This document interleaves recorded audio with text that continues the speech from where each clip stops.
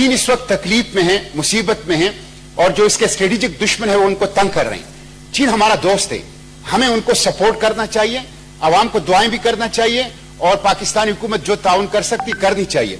चीन के सदर का मस्जिद जाना, मदरसे जाना, ये बहुत अच्छा और नेक शगुन है, हम इसकी हौसला अफजाई करते हैं मिस्टर चेयरमैन। लेकिन ये अगरचे इस वक्त की बात नहीं है, दाढ़ी पर पाबंदी, हज पे पाबंदी, चलिए इस वक्त की बात नहीं है, तो फिर अभी आज आप चीनी अवाम को एक अच्छा पैगाम दें यहाँ से कि पाकिस्तान का वो दोस्त है, हर मुश्किल वक्त में हमारे साथ खड़ा रहता है, मोहब्बत का पैगाम भेजें। एक और मुसलमानों की जो री एजुकेशन कैंप की बात होती है कि 2 मिलियन लोग वहां रखे हुए हैं, अगर ये प्रोपेगेंडा है तो इस प्रोपेगेंडे का भी तोड़ होना चाहिए, और वहां मुसलमानों को कम से कम मजहबी आजादी जो है वो मिलनी चाहिए।